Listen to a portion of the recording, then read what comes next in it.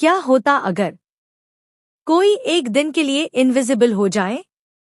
एक दिन सुबह उठते ही तुम्हें पता चले कि तुम दुनिया के सामने हो ही नहीं। मतलब सच में गायब। इनविजिबल। सूरत शहर में रहने वाला रोहित एक बिल्कुल आम लड़का था। थोड़ा आलसी, थोड़ा मजाकिया और थोड़ा डरपोक भी। एक दिन रात को उसने मजाक में बोला, काश मैं इनविजिबल हो जाऊं। फिर देखता हूं दुनिया को। अगली सुबह रोहित ने जैसे ही आंखें खोली, कुछ अजीब लगा। उसने हाथ उठाया, पर हाथ दिखा ही नहीं। अरे, ये क्या मजाक है? वो घबराकर बाथरूम भागा। आईने के सामने खड़ा हुआ। आईने में कोई नहीं था, बस खाली बाथरूम और उसकी आवाज, मम्मी। मम्मी दौड़कर आई, लेकिन उन्हें रोहित दिखा ही नहीं। कौन है? मजाक मत करो, रोहित चीखा। मैं हूं मम्मी। रोहित। लेकिन उसकी आवाज सुनकर मम्मी डर गई।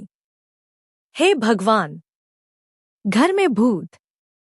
शुरू में रोहित डर गया, पर कुछ देर बाद, अरे, इनविजिबल हूं मतलब जो चाहे कर सकता हूं। अब मजा शुरू हुआ। उसने फ्रिज खोला और बिना दिखे सारे लड्डू खा गया। टीवी ऑन करके खुद ही चैनल बदलता रहा। मम्मी डर गई। पापा का फोन उठाकर खुद ही कॉल कट कर देता। सबको लगा घर में आत्मा आ गई है। रोहित हंस हंसकर लोटपोट हो रहा था। ये तो जिंदगी का बेस्ट दिन है, रोहित ने सोचा। चलो बाहर घूमते हैं, बिना टिकट फिल्म देखते हैं। वो सिनेमा हॉल पहुंचा। गार्ड के सामने से सीधा अंदर। पॉपकॉर्न उठाया, बिना पैसे दिए। लोगों के कान में फुसफुसाया, मैं तुम्हारे पीछे हूं। लोग डर के मारे उछल पड़े। रोहित का मजा डबल हो गया। शाम होते होते रोहित एक पुरानी गली में पहुंच गया। वो जगह थोड़ी सुनसान थी और अचानक उसे लगा कोई उसे देख रहा है। इम्पॉसिबल, मैं इनविजिबल हूं। कोई मुझे कैसे देख सकता है? तभी एक ठंडी आवाज आई, तुम अकेले नहीं हो। रोहित जम गया। उसने पीछे देखा और पहली बार उसने किसी और को देखा जो इनविजिबल था, लेकिन उसकी आंखें दिख रही थी। वो एक बूढ़ी औरत की आवाज थी। तुम्हें लगता है ये मजाक है? इनविजिबल होना एक शाप है। रोहित डर गया। तुम कौन हो?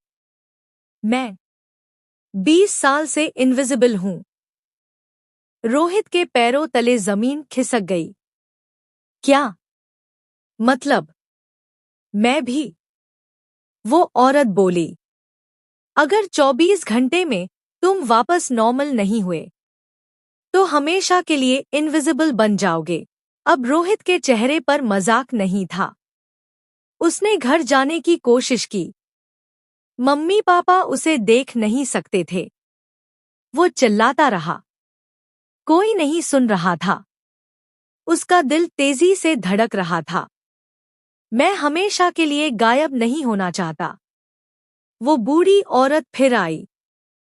तुम्हें वही जगह वापस जाना होगा जहां तुमने ये इच्छा मांगी थी। रोहित को याद आया, उसने छत पर खड़े होकर ये इच्छा की थी। वो भागकर छत पर पहुंचा। घड़ी में सिर्फ 5 मिनट बचे थे। रोहित चिल्लाया, मुझे वापस नॉर्मल कर दो। मैं फिर कभी ऐसी इच्छा नहीं करूंगा। हवा तेज चलने लगी। आसमान में बादल गरजने लगे और अचानक सब कुछ शांत हो गया। रोहित ने धीरे से आंखें खोली। इस बार उसने अपने हाथ देखे। मैं वापस आ गया। वो खुशी से चिल्लाया। मम्मी! मम्मी दौड़ी आई। कहाँ था तू पूरे दिन? रोहित बस मुस्कुराया। उस दिन के बाद रोहित ने कभी ऐसी इच्छा नहीं की, क्योंकि उसने समझ लिया कुछ चीजें मजेदार लगती हैं, लेकिन असल में वो खतरनाक हो सकती हैं।